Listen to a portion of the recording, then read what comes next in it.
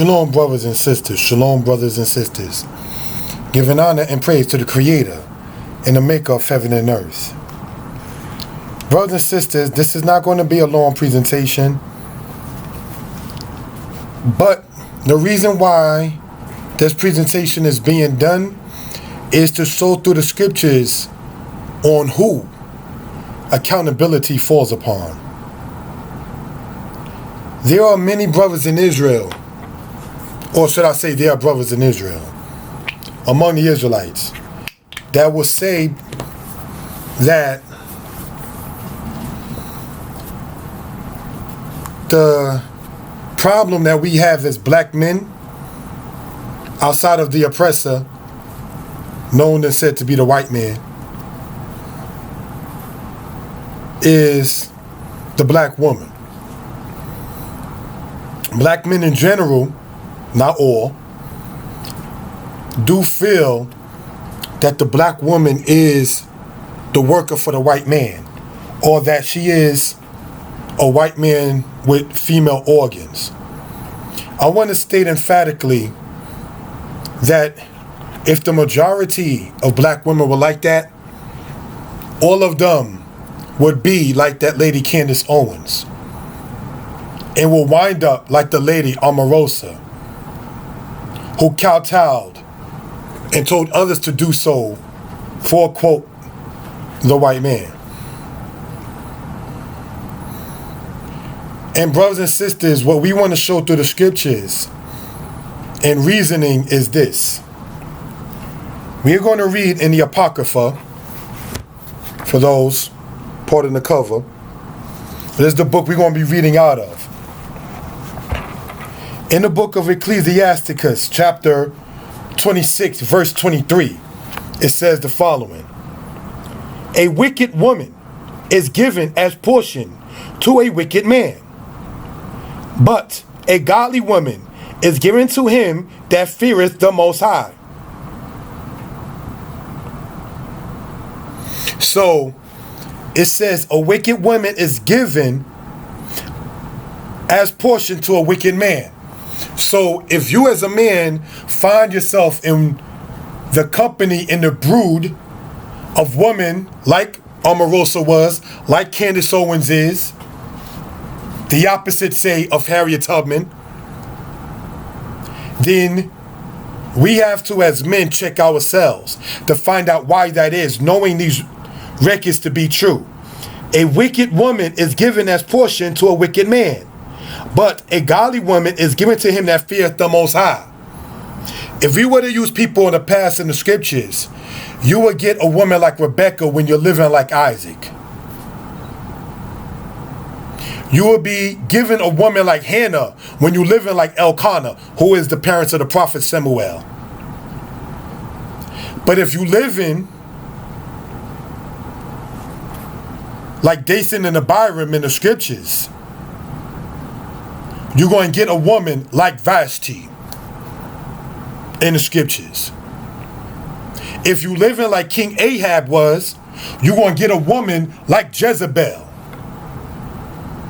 So we want to point out that in general, the black woman is not equated to the white man once it comes down to our oppression as black men, unless we as black men are not, and knowing ourselves as the house of Israel, doing what we're supposed to be doing before the Most High.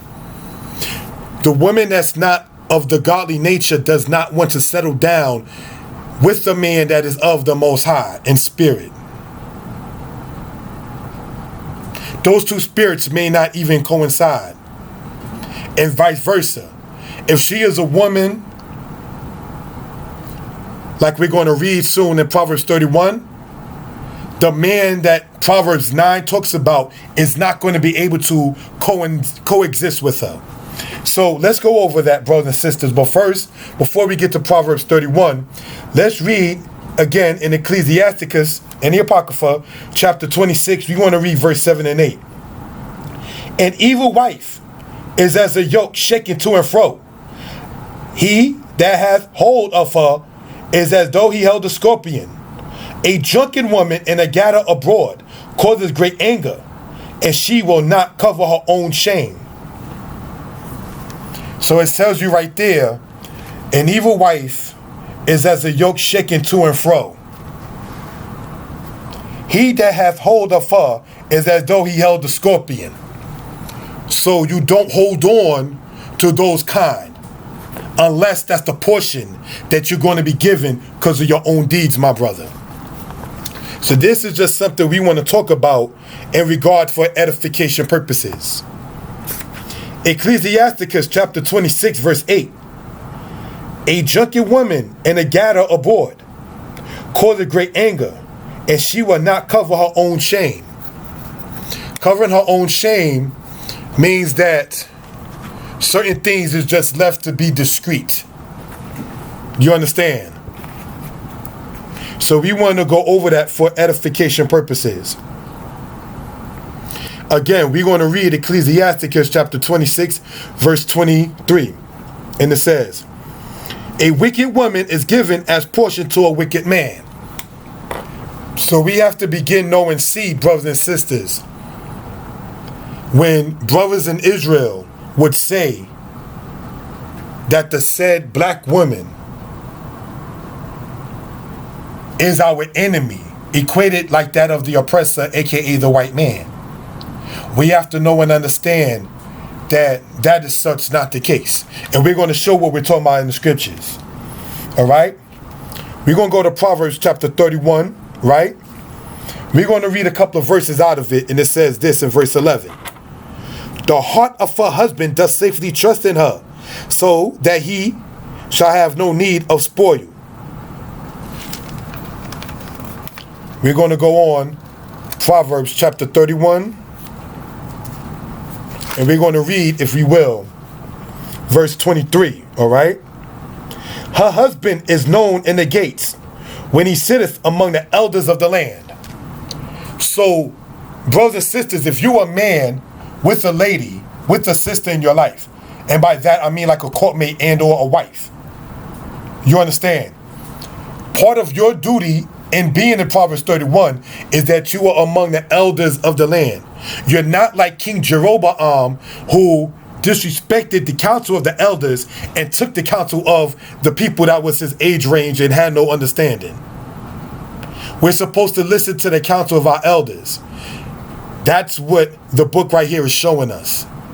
But if you're among the counsel of those of your own peers, in a generation where we have come from as many black men who've been hurt by sisters, and we don't know how to be a God in many cases to our sisters, not knowing some of the stuff that our sisters have been through, we think that she's equated to that of the oppressor.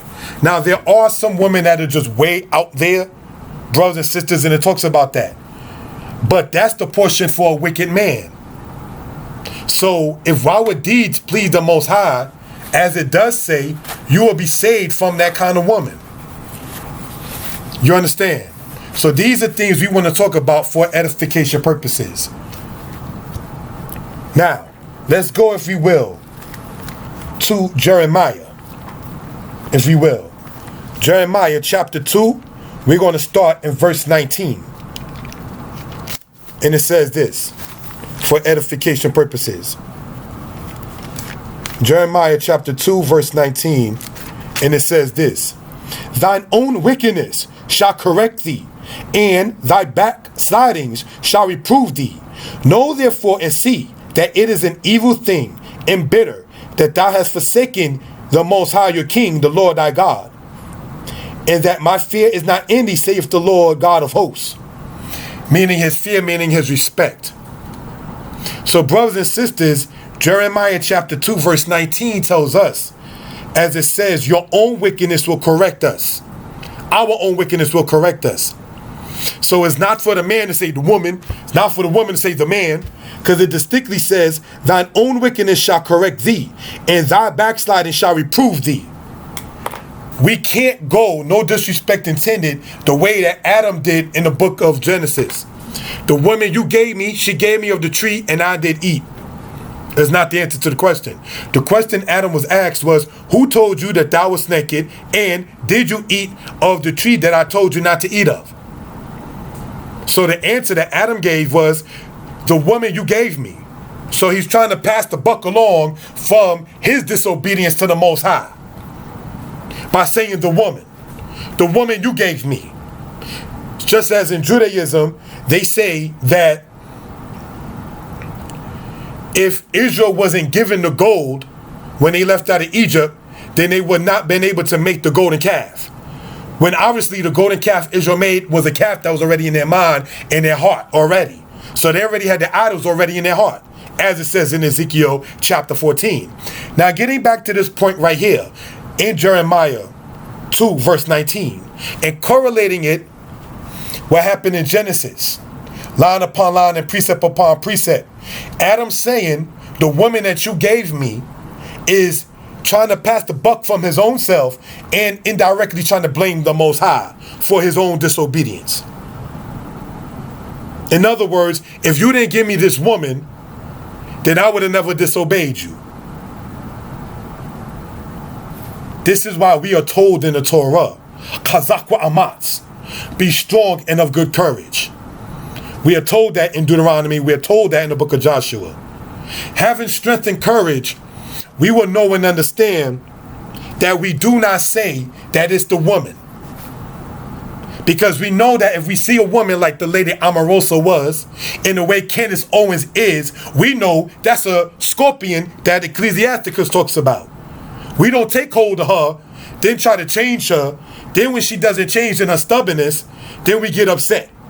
Because we, in many cases as males, not saying females don't, but we in many cases as males ignore the signs that the Most High is showing us. So the disobedience that Adam had and partaking what the Most High told him not to take, the disobedience and ignoring the signs that many of us as men see in many sisters or in some sisters, and then try to, it's going to work and so forth and so on. When that plummets and it does not work, you can't say it's Yah, because the Most High already showed you what it was and what it is. You understand? So these are things we want to talk about. So it says, thine own wickedness shall correct thee, and thy backsliding shall reprove thee. If we already know, not to be redundant, to be strong and courageous, there's no way, shape, form, or fashion that we as men are going to sit there and start saying, the woman you gave me. We're going to say, Tatati, I have sinned. Te'e, winti, we have caused those to go astray. That's what we're going to say. We're going to take the responsibility, as it says in Leviticus 26, of our own matter and then become better leaders. But you can't do that as long as you're saying the woman you gave me. And all of that, still, know good, well, and understand. Don't take hold of her that's like a scorpion. Be upright before the Most High. This is what we want to emphasize in that particular case. All right?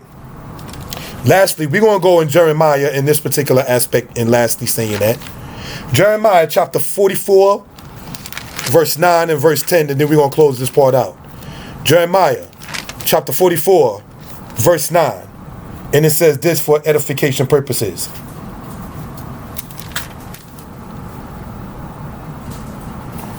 Have ye forgotten the wickedness of your fathers, and the wickedness of the kings of Judah, and the wickedness of their wives, and your own wickedness, and the wickedness of your wives, which they have committed in the land of Judah and in the streets of Jerusalem?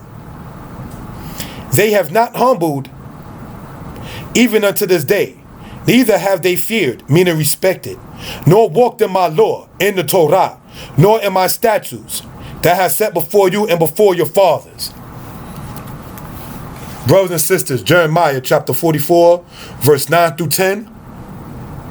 Have you forgotten the wickedness of your fathers, and the wickedness of the kings of Judah, and the wickedness of their wives, and your own wickedness, and the wickedness of your wives, which they have committed in the land of Judah and in the streets of Jerusalem?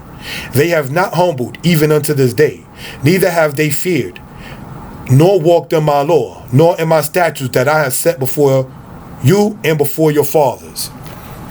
Brothers and sisters, we got to humble ourselves and respect the Most High and keep his commandments.